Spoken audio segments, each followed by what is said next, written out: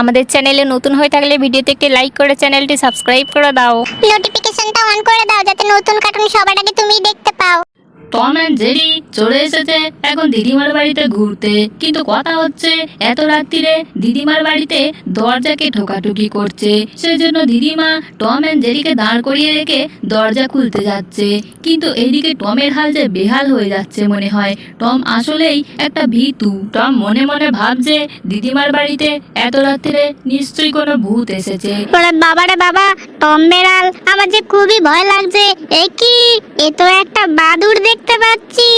হা হা হা, আমি শুধু একটা বাদুড় নয়, আমি হলাম ভুতুড়ে বাদুড়।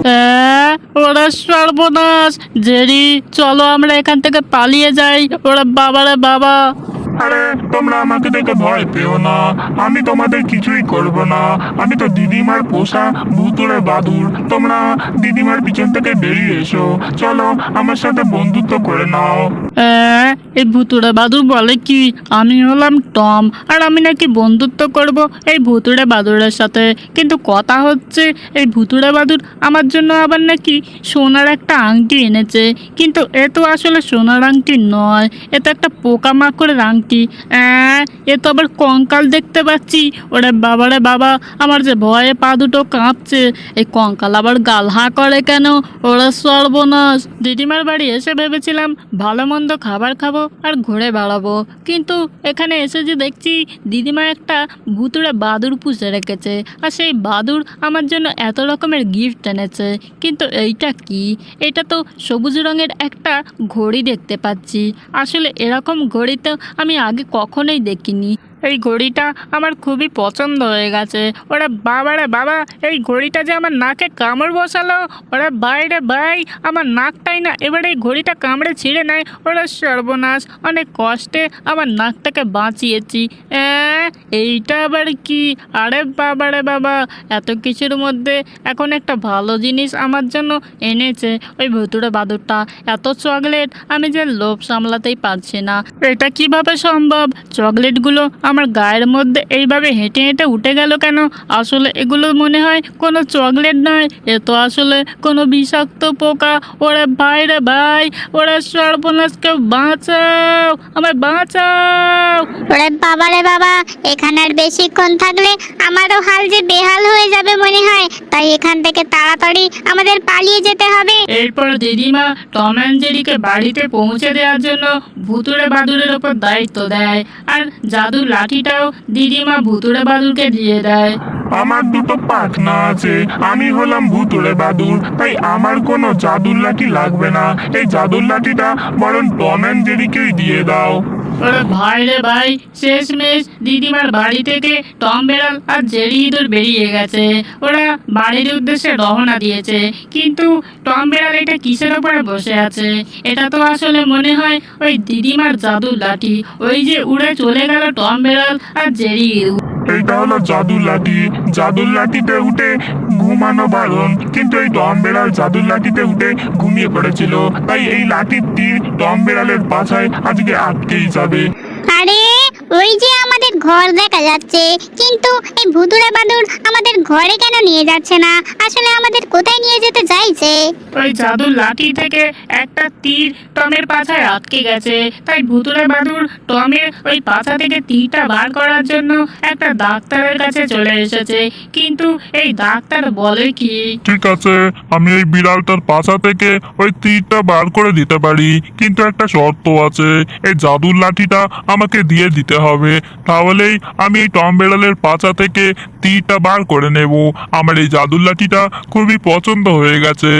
এইটা হলো দিদিমার জাদুর লাঠি, আর এই জাদুর লাঠিটা আমি কাউকেই দিতে দেব না। এই জাদুর লাঠিটা ভালোই ভালোই আমাকে দিয়ে দাও, না হলে আজকে তোমার হাল আমি বেহাল করেই ছাড়বো, বুঝেছো? টমের পাছা থেকে তীর তোলার দরকার নেই। ঠিক আছে, কোনো ব্যাপার নয়। আমি হলাম জেরি ইঁদুর, আর আমি পারি টমের পাছা থেকে ওই তীরটা বার করতে। তাই আমি এখন কারেন্ট নিয়ে চলে এসেছি।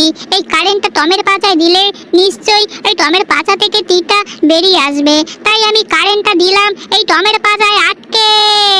হ্যাঁ, জেরি বলে কি?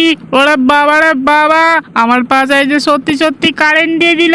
ওরা ভাই রে ভাই, কেউ বাঁচাও, ওরা গেলাম রে গেলাম। আরে সর্বনাশ, এই ইঁদুরটা কি করলো রে ভাই? ওরা মারে মা, আচার খেয়েছে। এই তীরটা আমার পাছায় আরো বেশি করেই যে গিতে গেল। এই ইঁদুরটা একদমই ঠিক কাজ করেনি এটা। আমি টম বেড়ালের পাছায় কারেন্ট মেরেও তীর বার করতে পারিনি, সেটা বড় কথা নয়।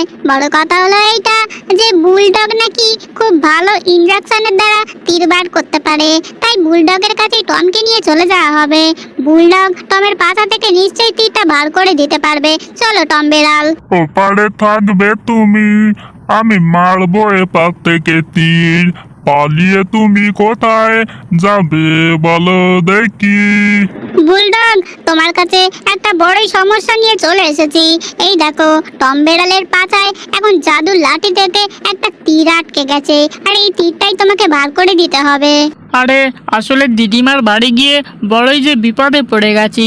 একে এই ভুতুড়ে বাদুর, তার উপরে আবার দিদিমার জাদুর লাঠির একটা তীর আমার পাছায় আটকে গেছে। তুমি কি পারবে বুলডগ আমার পাছা থেকে এই তীরটা বার করে দিতে?